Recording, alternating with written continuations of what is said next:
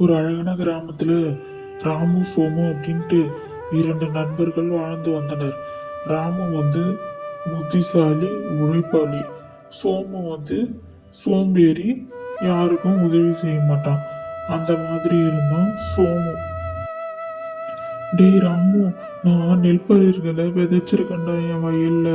நீ என்னடா விதைச்சிருக்க? மழைக்காலம் வர மாதிரி இருக்கு. என்ன பண்றதுனே தெரியலடா. என்னால முடிஞ்ச வரைக்கும் என் வயல்ல நான் விவசாயம் பண்ணியிருக்கேன்டா அப்படின்னு சொல்லிட்டு இருந்தான் சோமு. ராமு தன் வயல்ல வேலை செய்யலாம் அப்படின்னு சொல்லிட்டு தன் வயலுக்கு போய் வேலை செஞ்சுட்டு இருந்தார் ராமு. ராமு உழைப்பாளி, கடினமான உழைப்பு கொண்டவன் ராமு. எப்போதும் வேலை செஞ்சுட்டே இருப்பான். மழைக்காலம் வரதுனால தன் வயல்ல எல்லாம் வேலை செஞ்சுட்டு இருந்தா ராமு.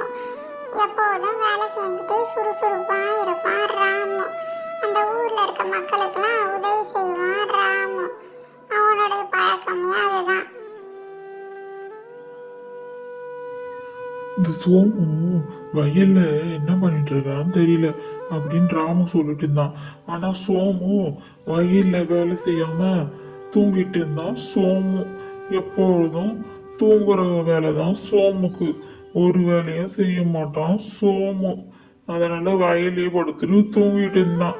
இந்த பயிர்கள் எல்லாம் தன்னாலே விளைஞ்சிடும் அப்படின்னு சொல்லிட்டு படுத்து தூங்குவான் சோமு. அடே, இந்த சோமு இங்க நல்லா படுத்து தூங்கிட்டு இருக்கானே, ஏதாவது பூச்சி போட்டு வந்தா கூட தெரியாது, அப்படி படுத்து தூங்கிட்டு இருக்கான் இந்த சோமு. கொஞ்ச நாளிலே அந்த கிராமத்துல மிகப்பெரிய மழை வந்தது. மழை விடாம ஒரு வாரம் பெய்துட்டு இருந்தது. அந்த மழை, இந்த கனமழையில இந்த விவசாய நிலையங்கள்லாம் ஃபுல்லா தண்ணி தேங்கிடுச்சு. அதனால ராமும் சோமும் ரொம்ப வருத்தமா பேசிட்டு இருந்தாங்க. டேய் ராமு, விவசாய நிலங்கள்லாம் தண்ணி தேங்கிடுச்சுடா. அந்த மழை என்ன பண்றதுனே தெரியலடா.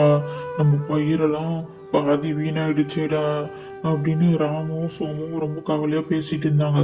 அந்த நேரத்துல அங்க சாமியார் ஒருத்தர், என்ன இரண்டு பேரும் ரொம்ப கவலையா பேசிட்டு இருக்கீங்க? நான் உங்க கவலையை தீர்த்து வைக்கிறேன். நான் உங்களுக்கு ஒரு பானையை தரேன். அந்த பானை தினமும் ஒரு தங்க காசு தரும். ஆனா நீங்க அதுல நிறைய தங்க காசு எதிர்பார்த்தீங்கன்னா அது தராது. ஆனா தினமும் ஒரு தங்க காசு தரும். நீங்க பேராசை பட்டீங்கன்னா உங்களோட இதுவெல்லாம் வீணாயிடும். பொறுமையா இருந்தீங்கன்னா உங்களுக்கு லாபமே கிடைக்கும் அப்படின்னு அந்த சாமியாரு ராமுகிட்டையும் சோமுகிட்டையும் சொல்லிட்டு இருந்தாரு. இந்த ராமுகிட்டையும் சோமுகிட்டையும் ஒரு பானை கொடுத்துட்டு அந்த சாமியார் அங்க இருந்து புறப்பட்டு விட்டார். என்னடா இந்த சாமியார் ஏதோ மண்பானையை கொடுத்துட்டு நம்ம கிட்ட கிளம்பிட்டாரு. இந்த மண்பானையை வைத்து நம்ம என்னடா பண்றது? இதுல தங்க காசுலாம் வராது அப்படின்னு சோமு சொல்லிட்டு இருந்தான். ஆனா ராமுவுக்கு ஏதோ நம்பிக்கை இருந்தது. இதுல கண்டிப்பா ஏதாவது தங்க காசு வரும் அப்படின்னு சொல்லிட்டு அந்த பானையை வீட்டுல வச்சுட்டு டெய்லியும் பார்த்துட்டு இருந்தான் ராமு. திடீர்னு அந்த பானையில இருந்து ஒரு தங்க காசு வந்துச்சு. அதை பார்த்த உடனே, அட இந்த சாமியார் சொன்ன மாதிரி தங்க காசு வந்துடுச்சு. இந்த பானை ரொம்ப மதிப்பு தக்கமானதான். இந்த பானையில தினமும் நம்ம தங்க காசு வந்தாலே நம்ம பெரிய பெரிய பணக்காரலாம் அப்படின்னு சொல்லிட்டு ராமு சொல்லிட்டு இருந்தான். ஆனா அதே சமயத்துல சோமு தன் வீட்டில் படுத்து உறங்கி கொண்டிருந்தான். அந்த பானையை கொஞ்சம் கூட மதிக்கவில்லை. வீட்டில் ஒரு ஓரமாக போட்டுவிட்டு எப்போதும் தன் தூங்குற வேலையை பார்த்துட்டு இருந்தான் சோமு. ஒரு நாள் எழுந்து அந்த பானையை கையில் எடுத்தபோது அந்த பானை உடந்தே விட்டது. இந்த பானை இந்த சாமியார் கொடுத்தாரு. இந்த பானை ஒன்றுக்கும் உதவாது. இதுல தங்க காசும் வரவில்லை, ஒன்றும் வரவில்லை என்று சோமு அந்த பானையை போட்டு உடைத்தே போய்விட்டான். அட, இந்த பானை ஒன்றுத்துக்கும் உதவாது.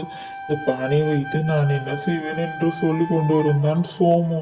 ஆனா ராமு அந்த பானையிலிருந்து தங்க காசு தினமும் வரவே மிகப்பெரிய பணக்காராகிவிட்டான்.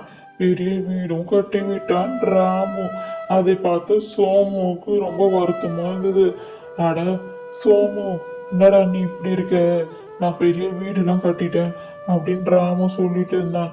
அப்போதுதான் புரிந்தது சோமுவுக்கு தான் பொறுமையாகவும் இல்லை, நிதானமாகவும் இல்லை, பொறுப்பற்றவனாக இருந்து விட்டேன் என்று சோமு மிகவும் வருத்தப்பட்டான்.